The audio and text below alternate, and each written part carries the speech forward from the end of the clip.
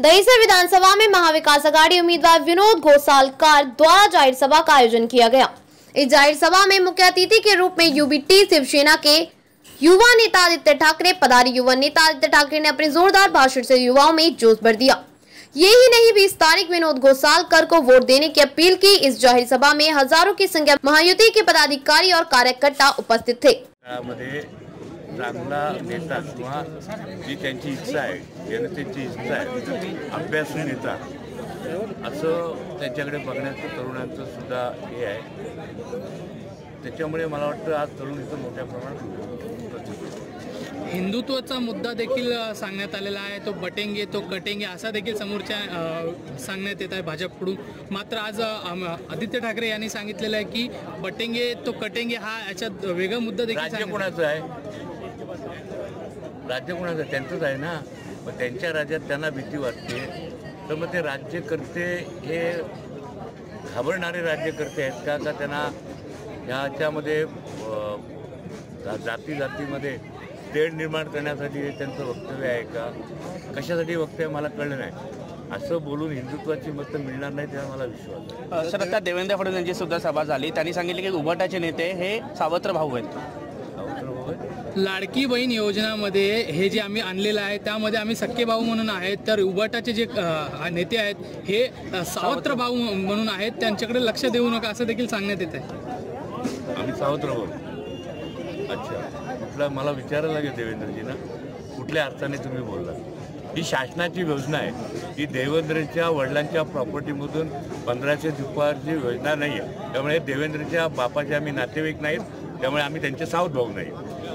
Sir, चाहेंगे फूल सभा का आयोजन किया गया था, क्या कहना चाहिए? अरे बाबा, निवडणुकी के बाद नेताओं पार्टी का वचननामा, पार्टी का हम चुन के आने के बारे में क्या दिशा रहेगी, उसके लिए सब पार्टियां मीटिंग लेती। वैसे आज महाविकास आघाड़ी की ओर से आदित्य जी ने दहीसर में आज विधानसभा में एक जाहिर सभा ली। आदित्य जी ने कई मुद्दों पे पोल खोल किया है महायुति का, उस पर आपका क्या कहना है? बराबर है ना, जो धारावी का सवाल है, अभी आपको पता है धारावी को कितना एफएसआई दिया है?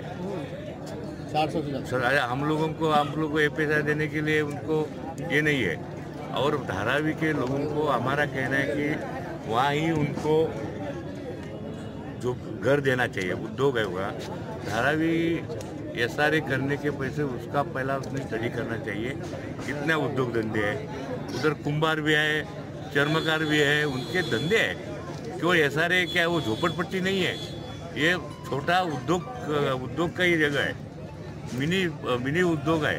तो उद्योग अलग करना चाहिए, झोपड़पट्टी अलग करना चाहिए और उर्वरित उसने जो एसआरए स्कीम में बांधना चाहिए। लेकिन उनको इतना, और दूसरी कंडीशन ऐसी है, अदानी क्या वो जमीन पर जो एफएसआई जनरेट होएगा, वो इसको अगर दहीसर में किसी को एफएसआई चाहिए, टीडीआर चाहिए, तो अदानी से लेने का। ये क्या है, ये कौन सा कानून है? उसके बारे में वो बोलना चाहिए ना कि अदानी का पहला, बाद में दूसरा एफएसआई। ये अदानी को एफएसआई भी हमको, हमारी सोसाइटी है, एफएसआई गवर्नमेंट का ये कानून से मिलता है। तो ये क्या के लिए चाहिए आपको? अगर टीडीआर चाहिए तो पहला अदानी से ही लेना, इसमें संशय है। सर, ये आरोप है कि जो स्लम दिया गया है धारावी का, वो डीआरपी को दिया गया है, ना कि अडानी को। अरे बाबा, ये पहला म्हाडा नोडल एजेंसी था, मैं म्हाडा का चेयरमैन था। ये जो धारावी रीडेवलपमेंट, वो उद्धव साहब ने धारावी रीडेवलपमेंट के लिए, ये भी सीएम थे तभी उसने काम शुरू किया था। उधर रेलवे की जगह थी, हमने 400 कोटी महाराष्ट्र के रेलवे को भरा, लेकिन रेलवे ने हमारा सरकार को परमिशन नहीं दिया।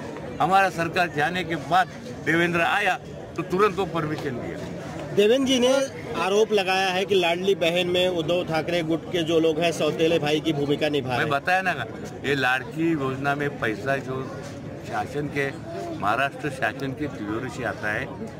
हम देवेंद्र के पिताजी, देवेंद्र के कोई भी वारसदार है, उनसे पैसा नहीं आता है, तो हम साउथ भाई कैसे रहेंगे? हम लोग कैसा, आप देवेंद्र बोल सकता है? वो सरकार का पैसा है ना, तो सरकार का पैसा लोगों को दिया, इसका मतलब उनके हिस्से का दिया होगा, देवेंद्र के दिया होगा, अमित शाह का दिया होगा, अगर मोदी साहब का दिया होगा, तो मैं समझता हम सावत्र भाव है। सावत्र भाव की व्याख्या मुझे पसंद नहीं है कि उनके हम वारसदार ही नहीं है। सर, एक आरोप एक आरटीआई एक्टिविस्ट ने लगाया है कि मनीषा ताई चौधरी ने 25 ऐसे कामों को में भ्रष्टाचार किया है जिसमें सिर्फ 30% काम करके 70% कामों का पैसा वो लेके खा गई है। इस तरह का आरोप आरटीआई से खुलासा किया गया है। मेरे पास भी वो फाइल आ चुकी है कि मेरे पास भी वो फाइल आ चुकी है, लेकिन चुनाव अभी 3 दिन में है। मुझे लगता है मेरे जो मुद्दे थे दरअसल लोगों के लिए अच्छे हैं, और ये मुद्दा मैं चुन के आने के बाद ये जो अगर शासन का पैसे का दुरुपयोग किया होगा तो उसके मैं चौकसी लगाऊंगा। अभी भाषण में नहीं मुद्दा मैंने मांगूंगा, कानून से करूंगा, नहीं तो और उनका आपको स्वभाव मालूम है, समझा ना, वो कौन सी भी स्टेज पे जा सकती है। जनता से बात करें।